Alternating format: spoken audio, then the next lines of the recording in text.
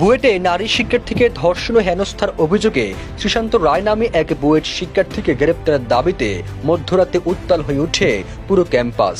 শিক্ষার্থীরা অভিযোগ করেন, সামাজিক যোগাযোগ মাধ্যম রেড্ডিটে অজ্ঞাত পরিচয়ে নারীদের সম্পর্কে অশালীন ও যৌনহরানিমূলক মন্তব্য করেন। এছাড়া ধর্ষণের বিষয়টি নিজেই স্বীকার করেন সুশান্ত রায়। এরপরই মধ্যরাতে ক্ষোভে ফেটে ওঠে বুয়েট শিক্ষার্থীরা। বিক্ষোভের স্লোগান ওঠে, ধর্ষকের ঠিকানা এই বুয়েটে হবে না। বুয়েটের ঘটনায় বিক্ষোভে উত্তাল হয়ে ওঠে ঢাকা বিশ্ববিদ্যালয় ক্যাম্পাসও। সুশান্ত রায়কে কোনোভাবেই সেফ এক্সিট দেওয়া হবে না জানিয়ে মধ্যরাতে ক্যাম্পাসে অবরোধ করে শিক্ষার্থীরা অভিযোগ করেন, পুলিশ নাকি তাকে গ্রেপ্তার করতে পারবে না। আবার অভিযুক্তের বাবা সিলেট থেকে ছেলেকে নিয়ে যেতে এসেছে।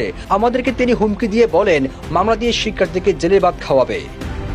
অভিযুক্ত সুশান্ত রায়কে সাময়িক বহিষ্কার করেন ছাত্র কল্যাণ পরিদপ্তরের পরিচালক অধ্যাপক ডক্টর এ.কে.এম. মাসুদ। লিখিত এক বিজ্ঞপ্তির মাধ্যমে বলা হয়, বিশ্ববিদ্যালয়ের তড়িৎ ও ইলেকট্রনিক প্রকৌশলী বিভাগের 21 ব্যাচের শিক্ষার্থী সুশান্ত রায়ের ছাত্রত্ব সাময়িকভাবে বাতিল করা হলো। এছাড়া বিশ্ববিদ্যালয়ের পক্ষ থেকে অভিযুক্ত ওই শিক্ষার্থীর বিরুদ্ধে মামলা করা হবে বলেও উল্লেখ করা হয় ওই বিজ্ঞপ্তিতে। পাশাপাশি স্থায়ী বহিষ্কারের বিষয়ে বুয়েট উপাচার্যের সাথে আলোচনা করা হবে বলেও জানান ছাত্র কল্যাণ পরিদপ্তরের পরিচালক।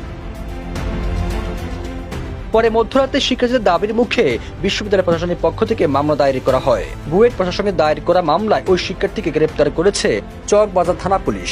থানার duty officer SI Nazmul Islam এই তথ্য নিশ্চিত করেছেন। তিনি জানান, বর্তমানে সুশান্ত রায় থানা হেফাজতে রয়েছেন।